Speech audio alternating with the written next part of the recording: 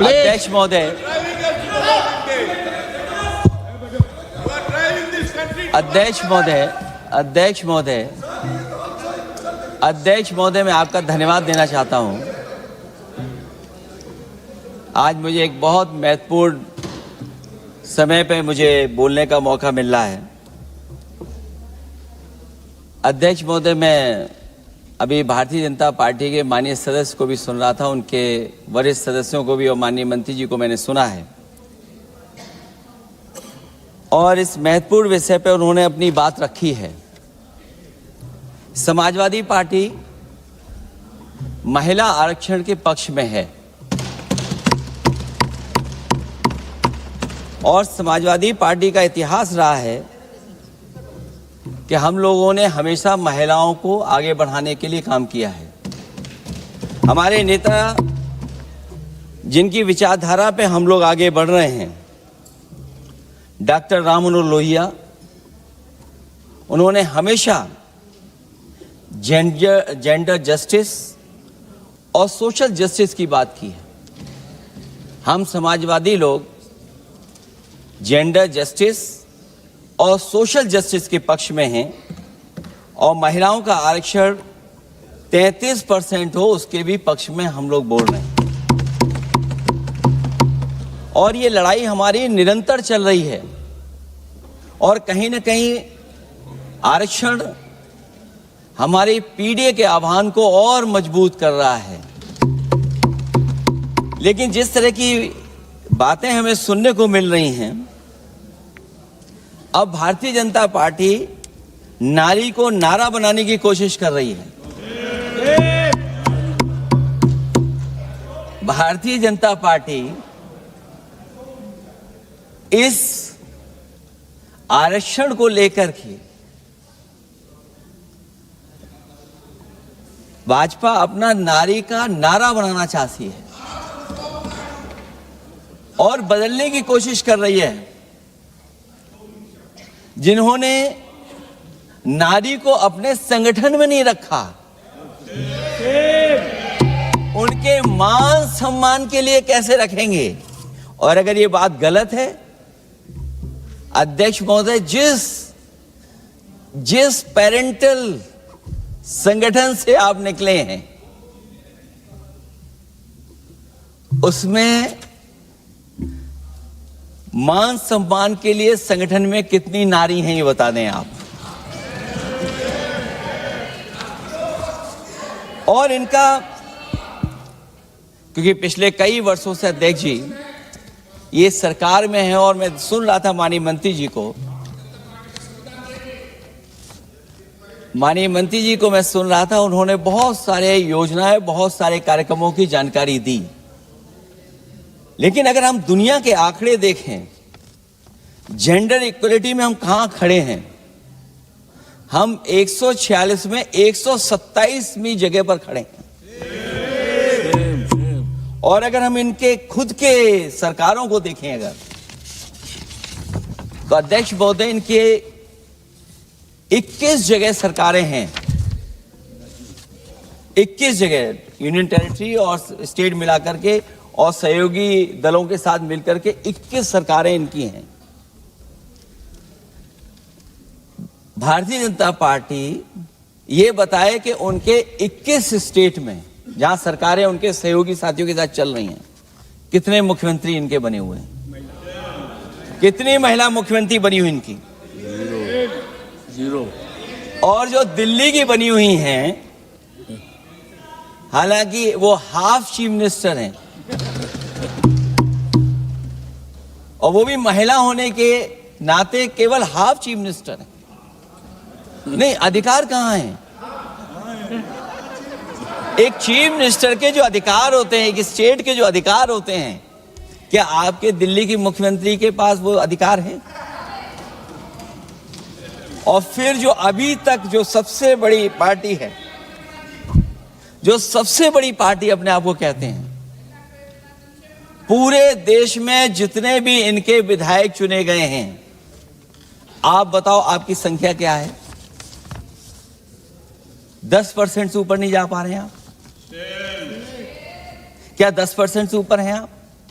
और फिर लोकसभा की गिनती में अगर हम देखें तो लोकसभा की गिनती में कितने संख्या में आप हैं। इसलिए अध्यक्ष महोदय, जहां हम ये कहते हैं कि हम महिला आरक्षण के पक्ष में हैं, वहीं कुछ सवाल हमारे भी आपके लिए हैं। मैं उससे पहले याद दिलाना चाहता हूं कि कई बार लोग ये कहते हैं कि समाजवादी पार्टी विरोध करती है। अगर हम अपनी बात कहना चाहें तो डॉक्टर राम मनोहर लोहिया, जिनकी विचारधारा पर हमारी समाजवादी पार्टी का आधार है, उनके द्वारा हमेशा महिलाओं को पुरुषों के बराबर की हिस्सेदारी हर क्षेत्र में देने की बात कही गई। और मैं उनको कोट करना चाहता हूं कि संस्कार का आरंभ महिला से होता है। यदि महिला जागृत है तो पूरा समाज जागृत हो जाता है। ये लोहिया ने हमारे जिस विचारधारा पे हम लोग चल रहे हैं वो हम आपको बताना चाहते हैं। जब तक महिलाएं राजनीति में नहीं आएंगी, सामाजिक क्रांति अधूरी रहेगी। लोहिया जी ने निरंतर महिलाओं की राजनीति में महत्वपूर्ण भूमिका पर बल दिया है और समाज में वास्तविक परिवर्तन उनके योगदान से ही आ पाएगा।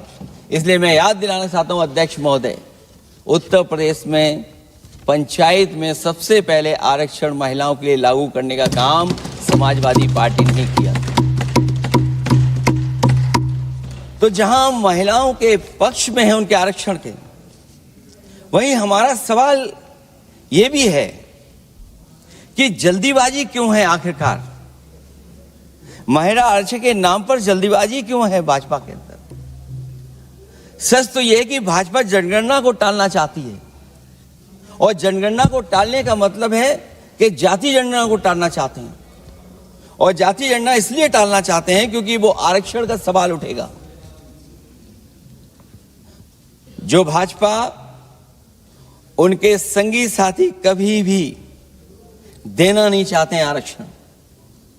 भाजपा को यह भी अच्छी तरह याद है कि पीडीए में ए का मतलब आधी आबादी है, मतलब महिलाएं भी पूरी की पूरी उसमें गिनती में आती। एक बड़ा चुनावी सच यह भी है कि भाजपा की चुनावी घपलेबाजी अब पूरी तरह से भंडाफोड़ हो गई है।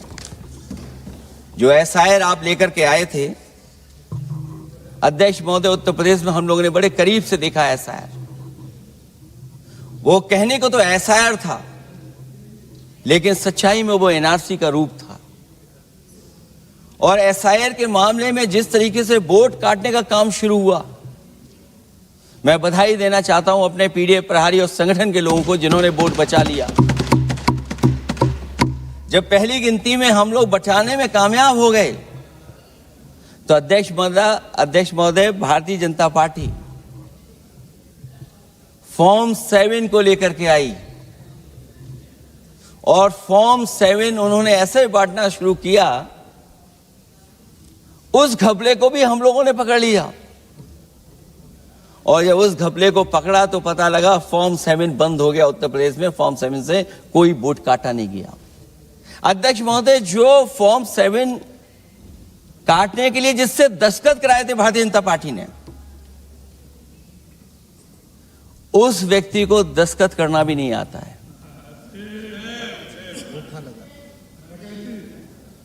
अध्यक्ष महोदय, जो एसआईआर के बहाने फॉर्म 7 लेकर के आए थे, जो फॉर्म 7 दस्तखत करा करके वोट काटे जा रहे थे उत्तर प्रदेश में, जब पकड़ा गया, हम लोगों को जानकारी मिली, हम लोगों ने उसको प्रेस के सामने लेकर के आए और चुनाव आयोग को शिकायत की। फॉर्म 7 से वोट कटना रुक गया, लेकिन अभी भी उस पर कोई कार्रवाई नहीं की जिसने उसके नकली दस्तखत कराए थे। अध्यक्ष महोदय, इससे तो लगता है कि पूरा का पूरी व्यवस्था जुड़ी हुई है भारतीय जनता पार्टी से। और धीरे धीरे जो भारतीय जनता पार्टी की सरकार चली है, हेरा फेरी हम लोग पकड़ लिए, भाजपा की कलई खुल गई और उसके समर्थक और वोटरों का आकार पड़ने लगा। जब तब भाजपा निराशा के इस दौर में उभरने के लिए बिल लेकर के आ रही है। ये भारतीय जनता पार्टी का जो वोट कम हो रहा है, असली लक्ष्य अध्यक्ष महोदय वोट है, सत्ता में रहना है, इसलिए आरक्षण को लेकर के आए हैं। भाजपा की यही राजनीतिक चाल रहती है। जब पुराने लोग ये समझ जाते हैं कि भाजपा किसी की सगी नहीं है, तो हर बार भाजपा कुछ नए लोगों को अपने लुभाने जुमलों में फंसाती है। इस बार भाजपा महिलाओं को लेकर ये पुरानी चाल चल रही है, लेकिन सफल नहीं होगी, क्योंकि सबसे ज्यादा दुखी तो महिलाएं ही हैं। भाजपा की कमीशन खोरी और चंदा वसूली की वजह से जो महंगाई बढ़ी है, उससे उनकी रसोई सूनी हो गई है। रही सही कसर सिलेंडर की, बेतहाशा बढ़ती कीमतों ने पूरा कर दिया है। यह अध्यक्ष महोदय मैं इसलिए कह रहा था कि माननीय मंत्री सिलेंडर की याद दिला रहे थे। उन्होंने इज्जत घर को भी याद दिलाया, जिसको कभी प्रधानमंत्री जी ने कहा कि ये इज्जत घर होंगे। गांव गोद लिए गए, जाकर के सरकार देखे उन गांव को अनाथ अगर किसी ने छोड़ा है तो भारतीय जनता पार्टी ने छोड़ा है। हर महिला अपने बच्चों को पढ़ाना चाहती है, लेकिन भाजपा की शिक्षा विरोधी सोच तो सरकारी स्कूल तक बंद करवा दे रही है। महिलाओं का दर्द क्या होता है, ये मेरठ के दुकानदारों के परिवार की महिलाओं की आंखों में आए आंसू भी बयां कर रहे हैं, और नोएडा की मजदूर और मेड के गले बयान भी कर रहे हैं। क्योंकि जब हम बहस महिला आरक्षण पे कर रहे हैं, तो हमें याद रखना चाहिए कि हमारे बिल्कुल बगल में 40,000 से ज्यादा लोग सड़कों पे मजदूर, महिलाएं सड़कों पर हैं, जहां से प्रभु श्री राम जो कभी हम लोगों ने स्क्रीन पे देखा था, वो चुन करके आए थे। वहां पर महिलाएं धरने पर बैठी हैं, और अगर ये धरने पर इसलिए बैठी हैं क्योंकि उनको न्याय नहीं मिल रहा है। भारतीय जनता पार्टी की सरकार की वजह से उनके घर उजड़ रहे हैं। महिलाएं रो रो करके न्याय मांग रही हैं। तो मैं कहना चाहता हूं अध्यक्ष महोदय सरकार से कि अगर ये बिल इतना ही सही है, तो इसे मेरठ नोएडा की पारिवारिक और कामगार महिलाओं के बीच बैठकर घोषित किया जाए कि उनके लिए इसमें क्या क्या होने जा रहा है। हम महिला आरक्षण के साथ हैं, पर उस भाजपाई चालबाजी के खिलाफ हैं, जो एक साजिश के तहत की जा रही है। भाजपाई और उनके संगी साथी देश की सबसे बड़ी आबादी के वर्ग, मतलब पिछड़े वर्ग की महिलाओं के बारे में चुप्पी साधे बैठे हैं। ये बात अध्यक्ष जी समझ में नहीं आ रहा है, क्योंकि जब हम लोग प्रधानमंत्री जी को सुनते थे, तो वो ये कहते थे कि हम पिछड़े वर्ग से आते हैं, हम आप जैसे ही हैं, पिछड़े हैं। लेकिन जब आरक्षण की बात हो रही है, तो पिछड़ों की संख्या इसमें कितनी है, हमें उम्मीद है कि सरकार इस पर जरूर बात अपनी रखेगी। ये संशोधन के नाम पर जो जल्दीबाजी दिखा रहे हैं, दरअसल उसके पीछे भाजपाइयों की मंशा है कि जनगणना न करनी पड़े, क्योंकि अगर जनगणना करनी पड़ेगी तो जातिवार आंकड़े भी देने पड़ेंगे, और जातिवार आरक्षण भी। ये भाजपा का एक बहुत बड़ा षड्यंत्र है, जिसमें जनगणना आधारित परसीमन को नकार कर पिछड़ों का अधिकार लूटा जा रहा है। ये लोकतंत्र के खिलाफ खुफिया लोगों की गुप्त योजना है, जो अब तक स्वीकार नहीं, जब तक प्रक्रिया के साथ हम लोग स्वीकार कभी नहीं कर सकते, जब तक इसका लागू करने का तरीका ठीक ना हो। अगर पिछड़ों की आबादी कम से कम अगर हम गिन लें कि 70%, 80% से ज्यादा है, अध्यक्ष महोदय, अगर हम उनको 66% मान लें, तो इनकी आबादी कम से कम पिछड़ों की 33% होगी, आधी आबादी की जनसंख्या, जिनके हक की बात तो है ही नहीं इसके अंदर। इसका मतलब यह हुआ कि पिछड़े वर्ग की 33% महिलाएं, उनको हक देना नहीं चाहते ये लोग, हक उनका छीनना चाहते हैं। और फिर जो डिलिमिटेशन का साथ साथ लेकर के आए हैं, ये डिलिमिटेशन क्या है अध्यक्ष महोदय? ये डिलिमिटेशन है कि इलेक्टोरल मैप को बदल दें। हमारे पूर्व में कांग्रेस के सदस्य ने ठीक कहा है कि जब डिलिमिटेशन की बारी आई, तो इन्होंने पूरी रणनीति बना करके कि किस तरीके से लोकसभाओं के क्षेत्र बनाए जाएं, क्षेत्र कैसे बने जिससे कि उन्हीं को पॉलिटिकल लाभ मिले। वो हम लोगों ने आसाम में भी देखा और जम्मू कश्मीर में भी देखा है। इसलिए हम चाहते हैं कि पहले जनगणना हो और जनगणना जब आंकड़े सही आ जाएंगे अध्यक्ष महोदय, तब जाकर के डिलिमिटेशन ठीक होगा। और अगर आंकड़े ही ठीक नहीं हैं तो फिर आरक्षण कैसे ठीक होगा? क्योंकि आरक्षण का आधार ही हमारा जनसंख्या पर है। कहीं ऐसा तो नहीं कि आधी आबादी में ये मुस्लिम को भी ना गिनते हो, मुस्लिम महिलाओं को। इसलिए हमारी मांग होगी कि आधी आबादी में पिछड़े और मुस्लिम महिलाओं को भी जोड़ करके इस आरक्षण को पूरा किया जाए। एक जो हमें आशंका है कि जब आरक्षण होगा और डिलिमिटेशन होगा और जब संख्या बढ़ेगी तो उत्तर प्रदेश की संख्या विधानसभा की 500 से ऊपर होने जा रही है। और अगर 500 से ज्यादा होने जा रही है तो उसमें सरकार क्या विचार कर रही है? कहीं कोई ऐसा षड्यंत्र तो नहीं है जो हम महिला आरक्षण के बहाने उस षड्यंत्र को छिपा करके आगे बढ़ रहे हों? क्योंकि उत्तर प्रदेश में 120 सीटें तो लोकसभा की होने जा रही हैं और विधानसभा की सीटें तो अगर 600 हो रही हैं, अगर 600 हो रही हैं तो कहीं ऐसा तो नहीं अध्यक्ष महोदय उसमें भी कोई साजिश षड्यंत्र हो? जो षड्यंत्र हम लोगों को समझ में नहीं आ रहा हो।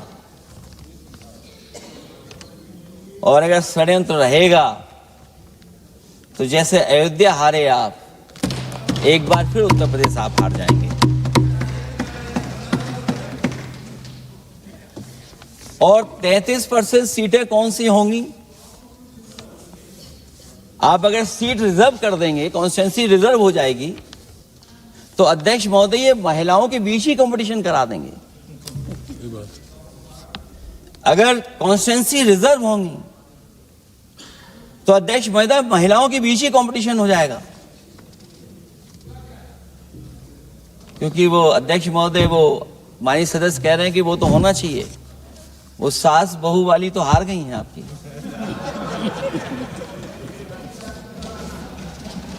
तो अगर पार्टी को ये मौका मिलेगा तो न केवल कंपटीशन से हम बच सकते हैं बल्कि संख्या महिलाओं की लड़ने की ज्यादा होगी। ये महिलाओं को ज्यादा नहीं लड़ने देना चाहते हैं चुनाव, इसलिए कॉन्स्टिट्यूंसीज को रिजर्व कर रहे हैं। अध्यक्ष महोदय हमारा पक्ष है, हमारी मांग है कि ये जो लागू हो आरक्षण वो पार्टी को मौका मिले, पार्टी लड़ाए उनको, पार्टी संख्या तय करे। इसके साथ साथ जो रोटेशन वाला है इशू, स्वाभाविक है कि जब हम एक क्षेत्र से लड़ते हैं अध्यक्ष महोदय तो एक भावनात्मक अटैचमेंट बनता है वोटरों के बीच में। और अगर ये रोटेशन का मामला होगा तो अध्यक्ष महोदय कोई भी अपने क्षेत्र में बहुत ज्यादा भावनात्मक लगाव नहीं रखेगा क्षेत्र की जनता से। तो अगला क्षेत्र की सोचने लगेगा कि अगला क्षेत्र हमारा क्या होगा। इसलिए हम इसके भी खिलाफ है अध्यक्ष महोदय कि रोटेशन नहीं हो। हम रोटेशन की प्रणाली के खिलाफ हैं, इसके पक्ष में हम लोग नहीं हो सकते।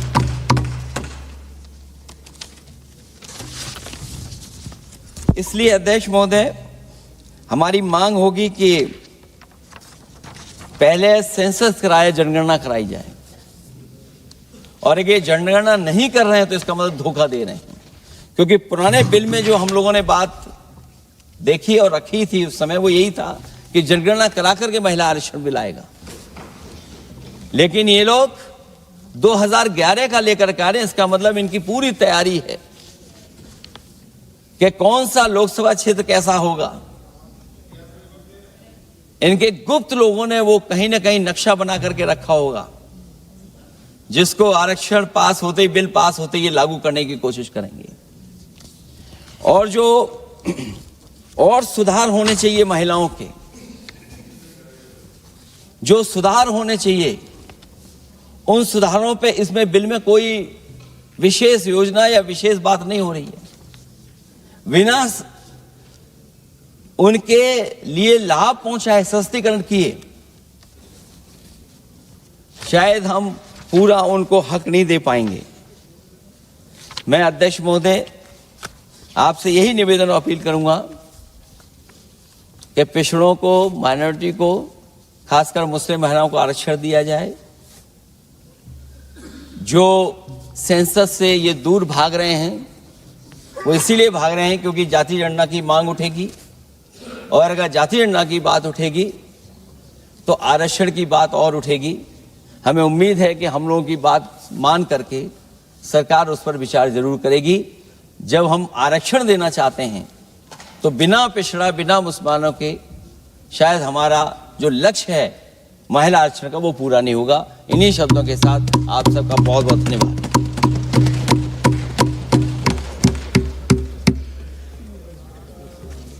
मतलब की बात होगी। श्रीमती काकोली घोष।